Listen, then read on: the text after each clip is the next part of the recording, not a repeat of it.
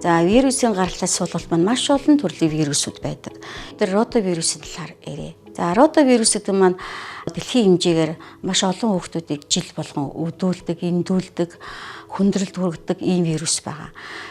Ротавирус нь өөрөө РНК агуулаагүй, ДНК агуулсан учраас GP гэсэн хоёр уургаас үүсгэгддэг. 2008 оноос 9 оноос ахуулаад ер нь манай Монголд ямар суулгалт, ямар вирус нь илүү байгаа юм бэ гэдгийг тодорхойлсон байна.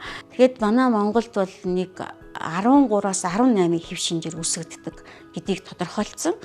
Тэгэд энэ хэв шинжүүд нь бол ихэнх нь G одоо 1 2 3 4, G9, P7 28 тэр нь бол илүү их шингээ алдуулдаг, илүү их хүүхдийг хорлохонд оруулдаг ийм хэв шинжтэй суулгалтаар хүүхдүүд маань өвддөг байхгүй юу.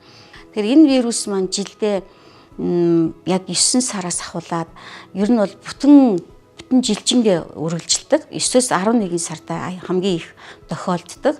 Өвчлөлийн байдал нь 2 нас хүртэлд бол илүү тохиолддог байгаа. Голдуу бол 2-6 сар хүүхдүүд өвддөг. Амьсгалын замын одоо халдвартай ажлан гар, хөл, тэгэл ам, тоглоом хүүхдүүдтэй ерөөсөө л халдвартай.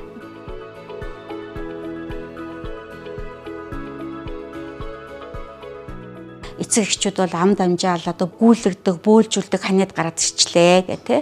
За ротавирус бол угаасаа өөрийнх нь онцлог байгаа. Аюух бөөлжүүлдэг. Угаасаа л бөөлжүүлдэг. Тэгээд халууруулдаг, бага хэмжээний халуурдаг. Бүгд тэгээд аюух 2-3 хоногийн дараагаас ахвал маш их суулгадаг. Тэр нь бол бүр өвөрмөц үнэртэй тийм усан суулгалт гэдэг байхгүй юу. За тэгэхээр эцэг эхчүүд бол бөөлжөл эхлэнгүүд нь цөмөрөөр сандралддаг шүү дээ. За эмнэлэгт очиод онцлогоо эмчилгээ хийлгэхэд ротавирус бол ерөөсөө л баасандаа л бид нар өтгөндөө л ротавирусын хэв шинжийг л одоо вирусыг байна уугүй гэдгийг л үзэж байгаа. Тэрнээс цусны шинжилгээнд дээр хийгдэхгүй. Энэ бол хамрын арчснаас авахдахгүй. Бусад томуу буюу томуу төс өвчин амьсгалын замын өвчнийг бол бид нар өөр одоо амьсгалын замын залгуур хамраас нь шинжилгээ авах гэтээр оншилж болно.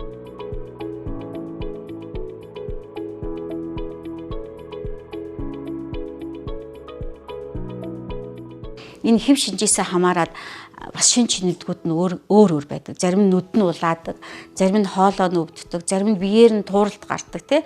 Энэ бол угаасаа л нөгөө хэв шинжүүдээс хамаарат амьсгалын замын өвчнөөр одоо эмгээс хүндрэх ч юм уу иймэрхүү юмнууд бас гарч болно. Энэ дээр бол тухайн үед нь эмч нь зөвлөд өгч.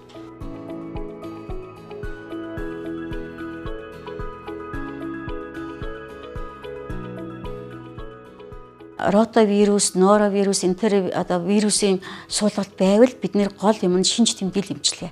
Тэгэхээр бөөлжлөөч гэсэн бид нар бөөлжлөлтийн эсрэг имийг аль болохоор хэрэглэхгүй хүүхдээ бөөлжөхөр нь 5-10 минут хүлээж агаад уулгаж байгаа шингэнүүдээ аль болохоор зөв уулгах нь гол. Зөв уулгана гэдэг маань ерөөсө бөөлжлөлтийг 5-10 минут хүлээгээд шингэнээ бага багаар нь шимүүлж уулгах.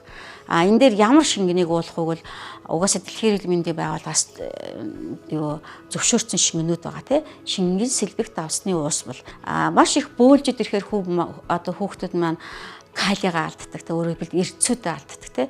Гиз дүүрэх, саажах гэд ийм шинжүүд гардаг учраас зөв зохисгүй юмнуудыг хэрэглэхгүй байх хэрэгтэй. Тэр одоо нөгөө 10 удаа баагаад ирэхээр нөгөө янз янзын хүчтэй суулгалтыг зогсоодог те стоп зяар тэгэл нэг ингээл янз янзын нөгөө хүчтэй юмнуудыг одоо өөх гээд байдаг те. Тэгэхээр эднэрийг бол заалтаар эмчийн заалтаар л үгүй шүү. Тэрнээс түш одоо эмийн санж дээр очиж жоод ямар эмийг өгөх вэ? Баасын яаж зогсоох вэ гэдэгтэй гол нь ш. Энэ хэв шинжийн эсрэг бид нар яаж хамгаалах вэ гэвэл ерөөсөө дархлаажуулалт. Тэгэхээр энэ дархлаажуулалтыг бол дэлхийн 80 гаруй орнд дэлхийн эрүүл мэндийн байгууллагаас зөвшөөрөгдсөн бүх товлолт нь хамрагдсан байгаа байхгүй. Тэгэхээр бид нар энэ одоо суулгалтын одоо урьдчилан сэргийлэх G1 2 3 4 9 P7 гэдгийг нь одоо байгаа Ратасел гэдэг вакциныг бид нар оруулж ирээд энийг бол нэвтрүүлж байгаа. Уулгах заалт нь бол хүүхдүүд нь тодорхой хэмжээний өвчнгүй, эмгэггүй, хурц эмгэггүй байх ёстой.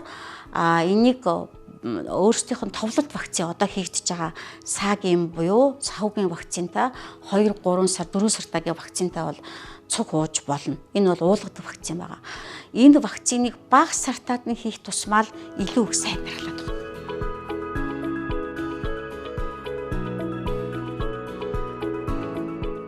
Америк төрсэн хүүхдүүд байна, Австрали төрсэн хүүхдүүд байна. Эдгээр маань тэр орон нутагт байгаа үүсгэж байгаа хэв шинжээний эсрэг норотогийн дархлаажуултыг ууцсан байгаа байхгүй. Тэгэхээр тэндээс ирсэн хүүхдүүд энд ирээд өөр хэв шинжээр өвдөх магадaltaй учраас орон нутагта тохирсон вакцина хүн бүхэн одоо дэлхийн улс орнууд зохицуулаад хийчихэж байгаа. Зарим орнд бол 2 удаа уулгадаг байж болно. Заримд нь одоо манайх шиг 3 удаа.